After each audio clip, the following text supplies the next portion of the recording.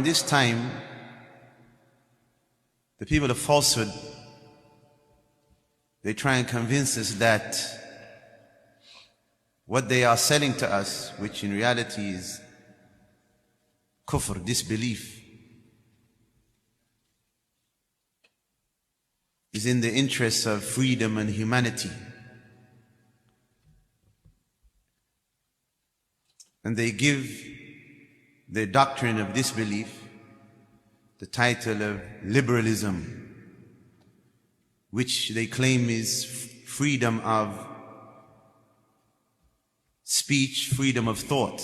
But in reality, if you were to analyze the doctrine that they are upon, it is a religion. Liberalism is a deen. And in this verse, Allah subhanahu wa ta'ala, He clarified this.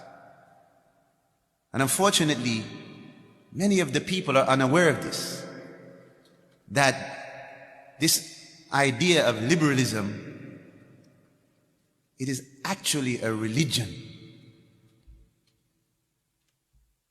Allah subhanahu wa ta'ala, He said, أَفَرَأَيْتَ مَنِ اتَّخَذَ إِلَهَهُ هَوَاهُ وَأَضَلَّهُ اللَّهُ عَلَى عِلْمٍ. Have you seen him who takes his lusts as a god besides Allah, and Allah, knowing him as such, left him astray and misguided?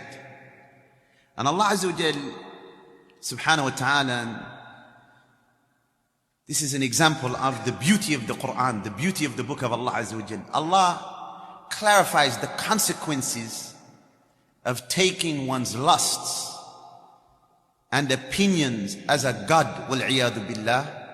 He said, وَخَتَمَ عَلَى سَمْعِهِ وَقَلْبِهِ. And Allah placed a seal over his hearing and his heart. وَجَعَلَ عَلَى بَصَرِهِ غِشَاوَةً. And He placed a covering over his sight. فَمَنْ يَهْدِيهِ مِنْ بَعْدِ اللَّهِ. Who will guide him after Allah? أَفَلَا تَذَكَّرُونَ. Will you not then remember? Al-Hafidh ibn Kathir clarifies, and Ikhwan, if you were to study today what they present to us as liberalism, it's not very liberal. Because if you are really a liberalist, you would allow me to be a Muslim. As long as I'm not threatening your safety and your well-being, you should accept that we have a difference of opinion. Lakum deenukum waliya deen. You have a religion and I have a religion. But their religion, wal iyadu billah, their God is what? Their opinions and their desires.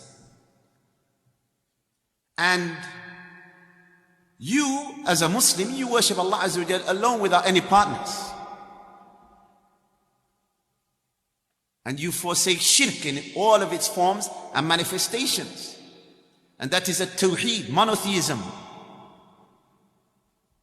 But to them, it's shirk, because you do not worship their God, which is their desires. Ibn Kathir explained in that verse, listen, he said, when Allah Azza wa Jal subhanahu wa ta'ala, He said in the Quran, أَرَأَيْتَ مَنِ اتَّخَذَ إِلَهَهُ هَوَاهُ. Do you not see the one who takes his lusts as a god? He said, مَهْمَا إِسْتَحْسَنَ مِنْ شَيْءٍ وَرَآهُ حَسَنًا فِي هَوَى نَفْسِهِ كَانَ دِينَهُ وَمَذْهَبًا. Whenever this type of person believes something to be good and it conforms to their desires, then it becomes part of their religion and their doctrine. It becomes part of their religion and their doctrine.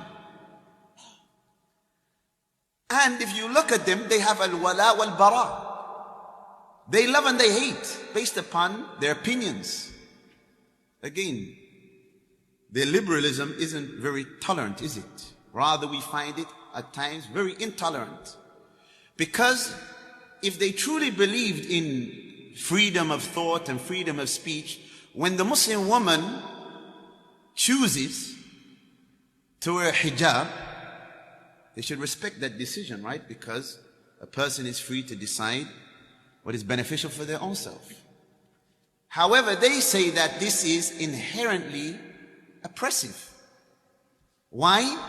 Because they have a religion, which their religion is based upon their ideas and their opinions. And if you were to analyze the source of this, it comes from philosophers and thinkers